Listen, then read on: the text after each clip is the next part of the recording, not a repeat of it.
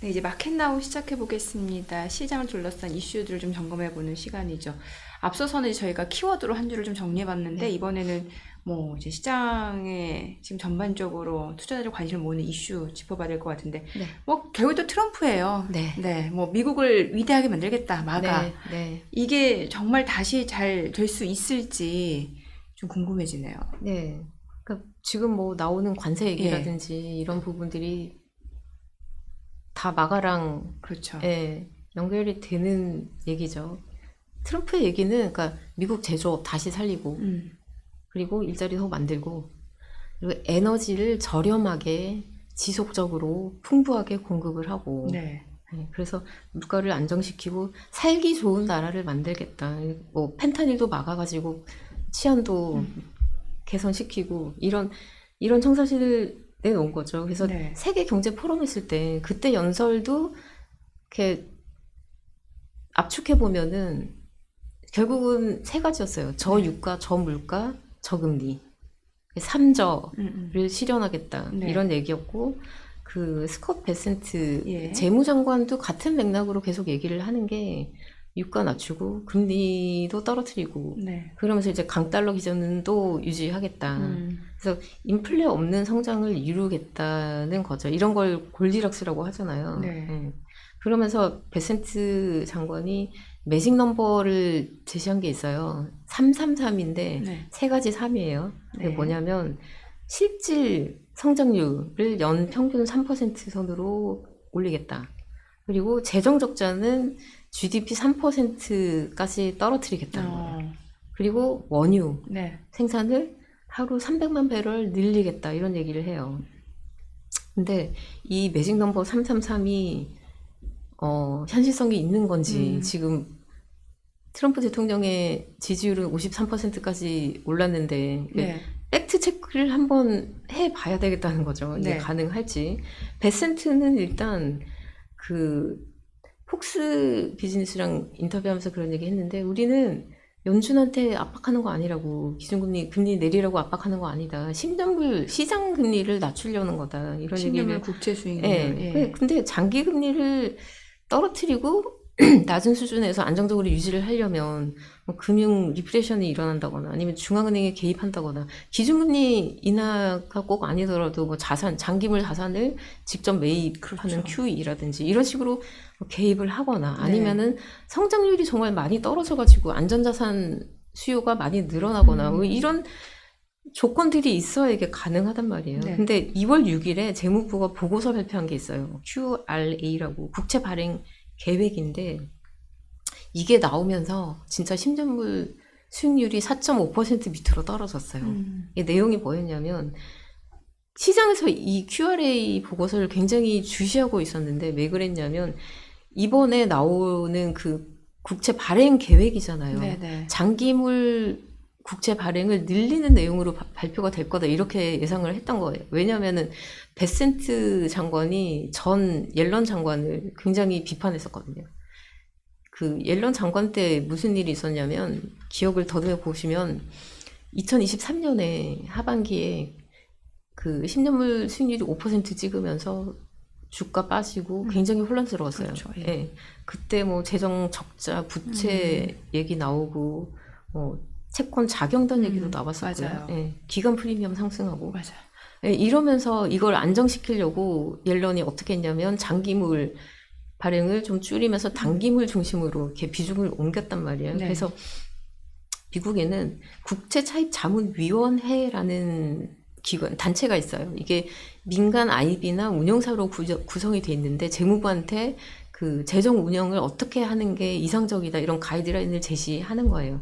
여기서는 이제 단기물 비중을 15에서 20% 이내로 유지하는 게 이상적이다 이렇게 네, 얘기를 하는데 옐런이 단기물 비중을 늘리면서 20% 지금 어, 넘어선 상태죠. 예, 그래서 이제 베센트는 늘리면서 금융시장을 왜곡시켰다 이렇게 비판을 했기 때문에 이번에 아마 베센트가 장관 되고 나서 첫 보고서잖아요. 늘리는 걸로 장기물 늘리는 걸로 나올 거라고 예상을 했는데 뜻밖이었어요. 결과는 지난 분기랑 똑같이 유지한다. 뿐만 아니라 맞아요, 앞으로 수분기 네, 동안 장기물 더 늘리지 않을 거다. 그래서 아마 월가에서는 뭐 연말까지는 계속 이 상태로 유지가 되나 보다. 그러면서 이제 10년물이 떨어졌던 건데 네. 이게 그럼 유지가 될까?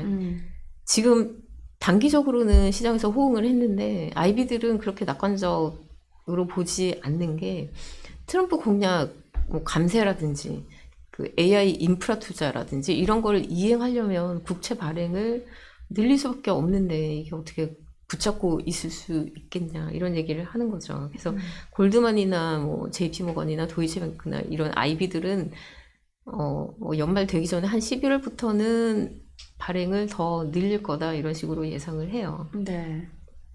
그 실제로 지금 10년물 국채 수익률 보니까 이제 3억 원대 얘기 나왔고, 네, 그러면서도 예, 좀 그렇죠. 반등하는 예. 모습이었고, 지금 계속해서 뭐 시추하라고 하잖아요, 원유. 예, 이제 트럼프는 되게 유가 예. 떨어뜨리겠다. 네. 그럼 이제 물가도 안정될 거다. 그러면은 금리도 그렇게 떨어질 떨어질 거고. 거다. 예. 이렇게 얘기를 하는 건데 이게 저물가 저금리 되면서 성장은 예, 갈 거다 이런 식인 거죠. 이론적으로는 그럴 법하죠. 듯해 보여. 예. 예, 그럴 법한데 이게 따져봐야 되는 게 그 연준이 제로 금리에서 5.5%까지 올렸잖아요 기준금리를. 네네. 그럴 때도 물가가 정말 잘 안 잡혔던 예. 게 유가보다는 생각해 보시면 주거비 얘기가 더 많이 나왔어요. 그렇죠. 예, 이게 월세가 팬데믹 지나고 가파르게 한꺼번에 뛰기도 했었고 기준금리를 올리니까 그 모기지금리도 같이 오르잖아요. 그럼 집을 살려고 보니까 이자 비용이 너무 높아요. 그러니까 미국엔 전세는 없고 집을 사는 거는 지금 좀 부담스럽고 그러니까 월세 수요가 많아졌던 거죠. 그러면서 네. 주거비가 계속 뛰면서 물가가 안 잡혔던 건데 유가랑 좀 이렇게 트럼프 대통령이 생각하는 거랑 괴리가 있는 부분이고 그리고 또 한 가지가 전체 그 PC 물가에서 네. 연준이 제일 중요하게 보는 게 PC 물가잖아요. 그렇죠. 개인 소비 지출 예. 물가인데 여기서 유가가 그럼 차지하는 비중이 얼마나 되나 한번 봤더니 앱솔루트 스트래티지 리서치라는 기관이 있어요. 네. 여기서 그 발표한 거를 보면 지금 보시는 그래프가 그 내용인데 80년대에는 유가 비중이 진짜 9%를 넘었어요. 그러니까 여러 가지 수십 개 되는 항목 중에 유가 하나가 9% 넘었으면 정말 비중이 그렇죠. 컸던 거죠. 예. 예, 근데 지금은 이 수치 보시면 3%에서 4% 사이에 찍혀 있잖아요. 비중이 예. 많이 낮아졌네요. 예전만큼 그렇게 예. 유가의 비중이 크지 않다는 거죠.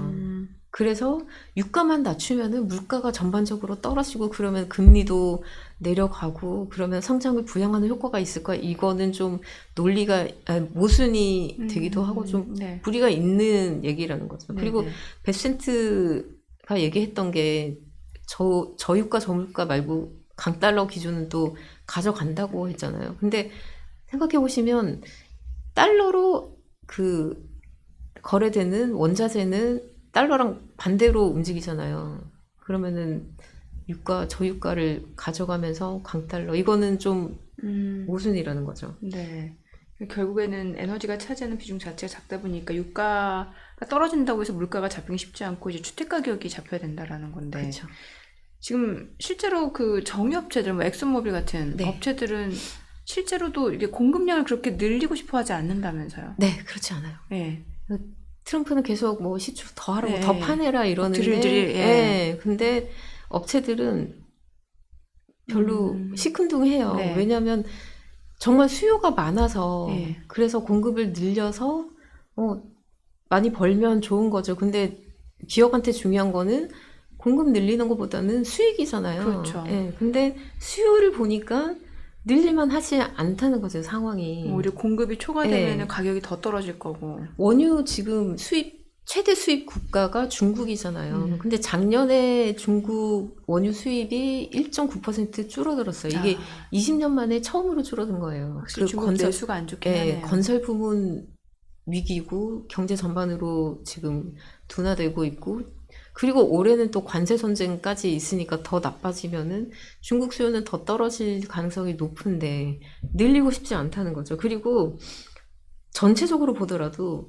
빅톨이라고 네. 그 세계 최대 원유 트레이딩 업체가 있는데 여기서 내놓은 전망을 보면 한 2040년까지는 제자리 걸음 완만하게 떨어지는 그림으로 전망을 해요. 네네. 2030년에 수요가 하루 1억 1천만 배럴까지 올라서 피크를 치고 네. 그리고 2040년에는 1억 500만 배럴 그러니까 완만하게 줄어든다는 거죠.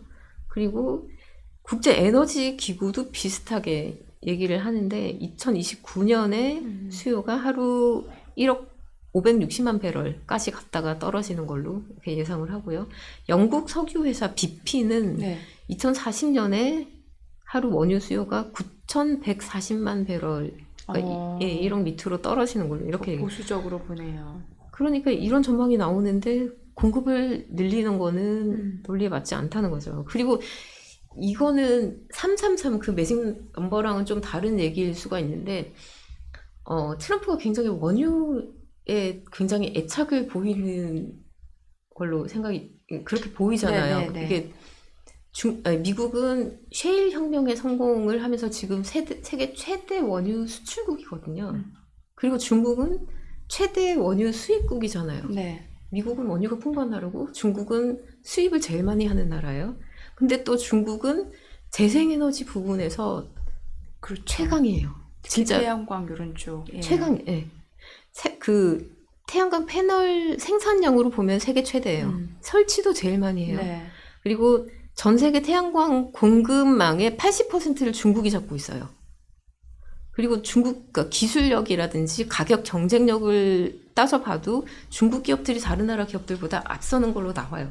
데이터로. 네. 풍력도 마찬가지인데 세계 최대 풍력 발전 설비를 보유하고 있고요. 터빈 시장도 중국이 선도하고 있어요. 해상 풍력 쪽에서도 굉장히 네. 빠르게 성장을 하고 있고요. 수소도 마찬가지인데 그 수소가 진짜 온실가스 배출을 줄이는 효과를 내려면은 그린 수소를 해야 된다고 얘기를 하잖아요. 네. 근데 이 그린 수소라는 게 기술이 굉장히 어렵고 자본도 많이 들어가고 그래서 많은 나라들이 이거를 추진하려고 했다가 지금 지지부진한 그런 상태인데 중국은 끝까지 통 크게 베팅을 하고 있단 말이에요. 네. 그리고 전기차 시장도 중국이 앞서 나가고 있고 배터리 쪽도 선도하고 있는 상황이잖아요. 저 실제로 얼마 전에 제 앞에서 비아디 차 네. 우리나라에 있더라고요. 오. 저는 우리나라에서 비아디 처음 봤어요. 저는 못 봤어요. 아직 못 봤어요. 그래서 신기했거든요. 네. 이런 상황인데, 그러니까 미국은 석유를 쥐고 있고 중국은 신재생 에너지에서 앞서 나가고 있는 거기다 상태잖아요. 광물까지. 네. 근데 만약에 전 세계 에너지가 지금 석유에서 신재생 에너지로 클린 에너지로 이렇게 옮겨 가버리면 추세가 이쪽으로 확 가버리면 에너지 패권을 중국이 그러네요. 쥐게 되는 셈이 되잖아요. 예. 트럼프는 아마 그런 걸 경계하고 있지 않을까 이런 생각이 드는 거죠. 그래서 AI 패권뿐만 아니라 에너지 패권까지. 그렇죠. 역사적으로 보면 어떤 나라가 흥망하고 이런 그 사이클을 보면 에너지가 중요한 핵심 요인으로 작용을 했잖아요. 네네. 그러니까 미국은 계속 그 석유의 시대가 장기적으로 쭉 가기를 원하는 게 아닐까 이런 네. 생각이 드는 거죠. 그래서 지금 관세 때린다고 하니까 중국이 그럼 광물 우리 니네한테 수출 안 할 거야 이렇게 나오잖아요. 네네. 근데 진짜 그 클린 에너지 시대가 본격화됐는데 둘이 이렇게 마찰을 빚다가 중국이 태양광 패널 미국에 우리 수출을 안 할 거야 이러면 물론 미국에도 태양광 업체가 없지는 않지만 물량이 부족해지면은 그렇죠. 가격이 오를 수 있고 예. 그러면은 지금 트럼프가 얘기하는 거는 에너지를 저렴한 가격에 안정적으로 풍부하게 네. 공급을 하겠다는 건데 이게 이행이 어려워질 수 있다는 거죠. 아무튼 그 3저, 저유가, 저물가, 저금리 이런 그 구조가 현실적으로 이렇게 따져보니까 크게 설득력은 없다는 결론이 나온다는 거죠. 그럼 지금 앞서 그 333? 네. 그게 이제 보니까 실질 성장률 3%, 네. 재정적자 GDP의 3%, 네. 여기다가 원유 하루 300만 배럴. 네. 그럼 지금 말씀해주신 내용만 놓고 봤을 때는 원유 300만 배럴 증산은 쉽지 않아 보이고, 그러면 실질 성장률 3%는 어때요? 미국의 지금까지 그 성장률을 보면 2010년, 그러니까 금융위기랑 경기 침체를 극복하고 난 이후부터라고 볼 수 있죠. 2010년부터 지금까지 그 실질 GDP 성장률 평균치가 2.4%였고요. 네. 그리고 트럼프 1기 때 4년은 평균치가 1.5%였어요. 물론 그 2020년 충격이 네. 있기는 한데 이 정도 수준이었어요. 그리고 의회 예산국에서 제시한 거 보면은 앞으로 10년 동안 전망치를 1.9%로 얘기를 해요. 그래프 보시면 2025년 올해 2%를 간신히 넘었다가 내년부터는 1%로 떨어지잖아요. 네. 계속 뭐 1.83, 75, 73 이런 식으로 그러네요. 떨어지는 걸로 얘기가 나와요. 이게 왜 그러냐면 미국도 인구 고령화가 지금 진행되고 있어요. 그렇죠. 그리고 예. 인구 증가율은 둔화되고 있어요. 늘고는 있지만. 그리고 이런 상태인데 지금 반이민 정책을 하면 상황이 더 나빠질 수 있다는 거고. 그리고 4분기에 보면은 소비가 좀 강하게 유지되면서 GDP 성장률이 그래도 괜찮았다고 했는데 전망치 2.7%보다는 하회했어요. 그리고 빅테크가 AI에 투자를 정말 많이 하고는 있는데 4분기 전체 민간 투자는 그다지 좋지 않았어요. 5.6% 감소한 걸로 나왔어요.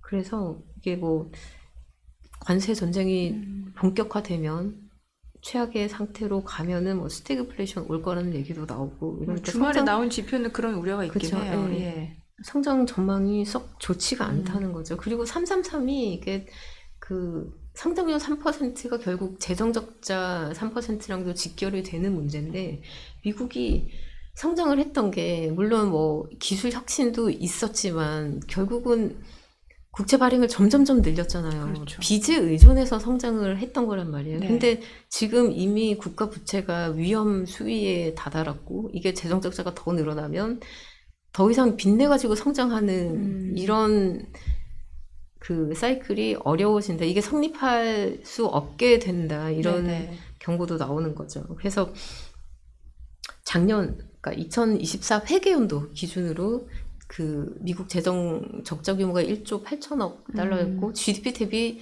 6% 후반이었어요. 7% 가까이 됐어요. 네. 이거를 뭐 3%를 달성하려면은 절반 수준으로 절반 이상 낮춰야 되는 거죠. 그리고 재정적자 규모를 1조 달러 낮춰야 되는데 이게 간단치 않다는 거죠. 의회 예산국이 지금 전망하는 거 보면은 장기적으로 중장기적으로 GDP의 한 6% 선에서 유지가 되는 걸로 예상을 해요. 근데 이마저도 6%가 지금 베센트 목표보다는 2배 높은 거잖아요. 그렇죠. 근데 이 수치마저도 지금 그 감세안을 연장할 때 그 파장은 고려를 또 안 한 거란 말이에요. 이게 1기 때 감세안을 했다가 올해 1모를 맞잖아요. 근데 이걸 만약에 연장 지금 한다는 거잖아요. 그렇죠. 근데 연장을 해버리면 앞으로 10년 동안 국가 부채가 한 4조 달러 아니면 그 이상 늘어날 수도 있다고 얘기를 해요. 그러면은 이제 월가에서 전망하기로는 최악의 경우에 GDP 대비 뭐 10%에 육박할 수도 있다 이런 얘기도 나오는 거죠. 그래서 3%도 굉장히 실현하기 어려운 목표다 이런 얘기가 나옵니다. 결국에는 그 333에서 지금 두 가지 삶은 쉽지 않은 것 같고 네. 마지막 말씀해주신 재정 적자도 GDP의 3% 오히려 더 넘어서 어려운 10% 거죠. 얘기까지 네. 나오고 있는 상황이고 네. 근데 간밤에 나온 얘기 보니까 그 얘기도 있어요. 그 도지 있잖아요. 일론 네. 머스크가 이끄는 도지 거기에서 지금 뭐 국채와 관련해서 오류가 있을 수 있다. 그래서 네. 뭐 생각보다 미국의 재정 적자 규모가 좀 더 작을 수도 있다. 이런 얘기도 나오고 있어서 이건 또 어떤 내용인지도 궁금하고. 그러게요. 예. 뭐 또 이게 머스크 기대감 때문에 이게 10년물 수익률이 좀 떨어진 거다라는 얘기도 있잖아요. 머스크가 떨어뜨렸다 이런 네, 얘기도 네. 나왔죠. 네. 그리고 일부에서는 또 기대도 하는 것 같아요. 진짜 실제로 예산을 정말 많이 줄여줄 줄여서. 거야. 네. 이런 기대도 하는 것 같은데 이게 글쎄요. 그 그러니까 대선 전에 트럼프가 만약에 당선이 되면 그 예산 2조 달러 삭감할 거야 이런 얘기도 했었고 지금 말씀하신 것처럼 실제로는 뭐 그러니까 데이터 오류일 수 있어 이런 얘기도 하는데 그럼 미국이라는 나라가 진짜 데이터를 그렇게 엉터리로 집계를 했던 건가요? 이거는 이게 신뢰도- 이게 사실이면 충격이 오히려 더 크지 않을까? 오히려 국제시장이 채권적 그렇죠. 충격이 더 크지 않을까 이런 생각도 들고요. 그리고 먼저 따져봐야 될 게 예산 칼자루를 쥐고 있는 게 누구죠? 의회잖아요. 그렇죠. 예. 머스크가 쥐고 있는 게 아니에요. 그래서 만약에 의회에서 승인을 2조 달러 줄일 거야 이 얘기한 거는 사실상 몰권이죠. 자기 권한 밖의 얘기를 한 거고요. 그리고 의회 내에서도 물론 그 예산 매파라는 이렇게 분류되는 사람들이 있긴 해요. 예산 감축하는 게 맞다라는 네. 목소리를 내는 의원들도 없지 않은데 이게 쉽지가 않은 게 어느 분야에 가서 어느 항목을 줄이려고 하든 이렇게 시도를 하면은 누군가하고는 이게 이해관계가 얽힌다는 그렇죠. 거예요. 예. 이게 어디를 건드리든 간에 어느 지역구 의원의 이해라든지 표심이라든지 이런 거랑 직결이 되기 때문에 반대가 없을 수가 없다는 거죠. 그렇죠. 예, 그래서 정쟁이 생길 수밖에 없고 그 미국 연방 정부의 예산이 어디에 많이 편성돼 있냐 보면은 헬스케어랑 네. 복지랑 그 국가 보안이랑 안보 이런 데 많이 있는데 어느 곳 하나도 이렇게 예산 삭감하는 게 간단치 않다는 거죠. 그래서 머스크가 최근에 그 건강보험 시스템 한번 들여다본다 이러니까 이거를 먼저 타깃을 삼은 것도 예산이 큰 거를 먼저 한번 보겠다 이런 움직임인 거잖아요. 근데 뭐 개인정보 유출 뭐 이런 얘기도 나오고 민주당에서는 지금 강력하게 반발하고 있고 이런 상황이죠. 그리고 또 얘기가 나온 게 국제개발처라고 UAID, 네. USAID라고 예, 하는데 뭐 사실상 지금 폐쇄되다시피 한 상태고 뭐 미국 트럼프는 뭐 돈 낭비하는 조직이다 이렇게 비판을 했었고 머스크는 범죄 조직 이런 얘기까지 해요. 그리고 없애야 된다, 폐쇄시켜야 된다 이런 얘기를 하는데 뭐 폐쇄까지는 현실화될지 모르겠지만 로이터에서 주말에 나온 얘기 보면은 여기 직원이 지금 10,000명이 넘는데 10,000명 넘는 직원을 300명 미만으로 대폭 줄인다, 뭐 거의 껍데기만 남겨두겠다 이런 보도가 지금 나오고 있고요. 그래서 이게 현황이 어떤가 한번 살펴봤어요. 그랬더니 61년도에 생겼어요. 지금 현재 100개 이상 국가에서 활동을 하고 있고요. 주요 내용은 뭐냐면 빈곤 퇴치랑 민주주의 강화, 경제 성장 지원, 의료 지원, 재난 구호 뭐 이런 대외 원조를 하는데 돈은 얼마나 쓰고 있지? 이렇게 봤더니 2023년 기준으로 연방 그 예산의 0.5% 정도를 지출한 걸로 나와요. 뭐 작지 않은 규모죠. 네. 네. 근데 이거를 이렇게 장기적으로 유지를 했던 거는 이걸 통해서 미국의 소프트 파워가 그 강화되는데 좀 기여한 측면이 있다고 보는 거예요. 그래서 개발도상국이랑 뭐 외교 관계를 매끄럽게 하는 것도 아무래도 원조를 하면 좀 더 매끄러워지니까 이런 부분이 있었던 건데 경제적으로 보면은 미국이 뭐 실제적으로 얻는 거는 없는 거잖아요. 그냥 지출만 있는 거잖아요. 근데 지금 트럼프 행정부는 나가기만 하는 거, 우리한테 실의가 없는 거 지금 안 하겠다고 그렇죠. 하고 있는 거고요. 그리고 연방 공무원 230만 명 중에 절반 자른다고 하는데 지금 그 희망퇴직 일종의 받아봤더니 한 4만 명이라고 나오잖아요. 절반 자른 이게 뭐 쉬운 문제가 아니죠. 업무 공백 문제도 생각해야 되고 이게 사람을 줄인다고 그대로 예산이 다 굳는 게 아니잖아요. 이게 감원된 사람들한테 그 실업급여 이런 것도 있고 감원 그 실직이 늘어나면은 아무래도 뭐 소비 영향이라든지 이런 문제도 생각을 해야 되고 트럼프는 아마 그 공무원들 줄이고 불법 체류자 내보내면 그 일자리를 이렇게 메꾸는 효과가 있지 않을까 이렇게 생각을 하는 것 같은데 글쎄 뭐 사무실에서 뭐 이렇게 연구하고 분석하고 이러던 사람들이 어디 남의 집 그 정원 깎는 거, 잔디 깎는 거 아니면은 어디 공사 현장에 가서 뭐 벽돌 나르고 타일 붙이고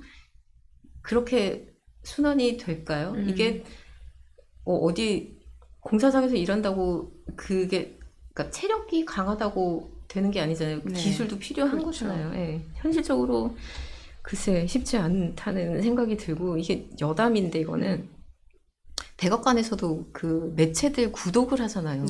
뭐 폴리티코라든지 아니면 뭐 경제 매체라든지 국내 매체들을 구독을 하는데 이거를 취소하겠다 이런 얘기도 나왔어요.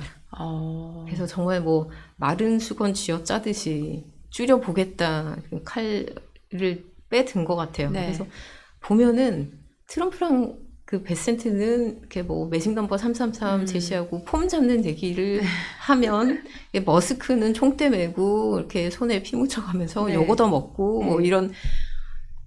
이런 상황인 것 같은데 실제로 얼마나 실행이 될지는 글쎄요. 와, 의문스럽죠. 이게 지금 트럼프가 내놓는 뭐 관세 정책이라든지 아니면 스커 퍼센트의 매직 넘버 333 이런 것도 사실 그대로만 실현된다고 미국한테 진짜 좋은 건데. 그쵸. 예. 이상적이죠. 예, 근데 이거는 좀 추이는 지켜봐야 될 것 같은 게 네. 이거를 둘러싼 전문가들의 분석도 굉장히 극과 극으로 엇갈리거든요. 네. 그래서 아직까지는 뭔가 금융시장을 둘러싼 환경 자체가 좀 불확실성에 놓여 있다라는 생각이 드네요. 시장 변동성이 클 수밖에 없다는 생각이 들어요.